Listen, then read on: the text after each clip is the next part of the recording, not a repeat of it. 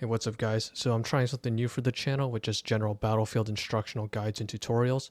So today we're playing Battlefield 1 on the medic class, and I've just compiled a bunch of clips together to kind of talk about how to influence and impact games without just like getting raw kills, because Battlefield is this very team-based game where it's not just about having the highest KDA, dropping the most kills. It's mostly about playing with your team and understanding how your position and role impacts the overall group. So here we're playing medic on conquest mode, but generally the concepts will apply to any game mode. As you can see, I'm just using a self-loading rifle, only 10 bullets, pretty slow fire rate, so I'm not using any murder machine by any means. But here in this first example, we are starting to advance towards the B objective up ahead. And as you can see in the mini-map, we got a bunch of teammates starting to push up. So within this, I'm being immediately told that, okay, we're preparing for something and I need to be in a position. So as you can see, I'm letting some supports move forward, and the first real thing is to just space yourself out. Understand that as the medic, your job is to bring the team back to life and kind of undo mistakes. And the best way to do that is to not get caught up with them, because other classes, their job is to, run in and get their hands dirty. As the medic, you can sit back a bit and just kind of watch the battle unfold. So now that we're capturing B, I'm situated inside a house. You see, I'm not like actively running around looking for picks. Instead, I'm just trying to keep the objective locked down and observe what's going on. So here I see a teammate's down, trying to get back to him. Fortunately, he decides to despawn. But yeah, you just want to really stay aware of the situation. And as we start capturing B and capturing it, we see that all the teams are starting to run towards this hill, which tells me that our priorities are changing. And immediately my teammate gets sniped, undo that, and you see up ahead there's going to be a battle across these two hills. So my job is just get some revives up, get the medic pouches, and as you can see, that's just going to passively stack up a lot of points on the leaderboard without even having to fight or shoot at enemies. So within that, you get 300 for conquest control, 50 for reses, and just stacking returns with the medic pouches. Alright, in this next example, we're on a much more closer range map, which means my rifle's even more ineffective, but the same concepts do apply. So as you can see, my teammates are trying to storm the D objective, but at no point am I like actively trying to run in and be the first guy in. I'm kind of just watching the pace of my teammates, seeing how they want to fight, and play off of that. So looks like my flame trooper and assault finally want to go in, so I'm starting to edge forward, but looks like everyone's backing off, so it's kind of my cue to not overextend, kind of backing off. As as the medic, your job is to keep everyone alive, so you have to stay alive to be able to do that. And as they go in, this is kind of my cue. One quick sweep, and now we're pushing in with the team, starting to clear things out. And like I said before, I'm never the first one to go in.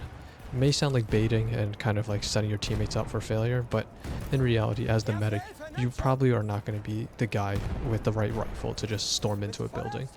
Instead, what you can do is make sure that the guys that can storm, which in this case are like the assaults and supports, are staying alive, and if down, can be brought back up to continue their head first slam. And as I keep tapping the scoreboard here, you can see just from doing the bare minimum basics, able to stack up near the top. And over here, back on point B, yeah, same thing. So with this positioning, I'm kind of staying really far back, just making sure that I can't get caught. And even as you watch here, across all these clips, I'm not really getting major frags or kill streaks here. I'm just doing the bare minimum. I'm just tossing kits, staying alive, and rezzing teammates as needed. So here, just see a couple teammates down, revive them. Getting shot at, so I definitely need to stay alive. But yeah, and just like that, if you look at the tally, I'm gaining like almost 1,000 points just on the leaderboard from doing not much, just rezzing. And just like that, we are third place, just mostly doing rezzing. Now this brings us to the next concept, which is understanding how to reinforce the lines. I've kind of brushed on this without directly stating it, but as you attack sites, of course, you need the numbers to pump up. And, touching on that before, as the medic, you want to make sure the lines are here. So with our attack here, we lose a couple men, but I'm able to res them all up. So that way, our numbers went from like 2 of us remaining around the tunnel, and unfortunately a battlefield glitch does not let me save this last one, but reinforcing the numbers so that way we have more consistent pushes in. Because one thing that's really strong about medic classes in Battlefield 1 is that as long as a teammate goes down and doesn't res or cancel the res, they can be revived and brought back as if nothing happened, which essentially keeps the numbers stronger and kind of undoes any mistakes we made while kind of mitigating any successes the opponent has. And once again, we're over here by this hill. Looks like this is one of the favorite spots to be a medic, but as we can see, there's a big behemoth tank. There's no way I'll be able to contribute just shooting wise. So what can I do? Supporting those that can. So by the hill, I'm seeing assaults and supports trying to rip down tanks and anyone else. And my job is to just hold this line. As long as we have troops harassing and poking, we can make sure that the enemies cannot push and retake point B. And that's all you really have to do. So you can see you just get passive healing and res bonuses on top of the conquest bonuses just for holding. And just by playing these objectives, as you can see, I barely fired, if at all. Didn't kill anyone, but even then the impact is still there because our line is being held. We're still holding this hill despite there being a massive tank and tons of enemies on the other side. I make a very risky play there, and that ultimately costs my life, but generally the play stands. And in this last example, we are reinforcing or building up some troops before we push up to C. There I lose a teammate, I get dinged a bit, but just like that, undo his mistake, he's back, and look at that. We're now building a small group to be able to rush onto C.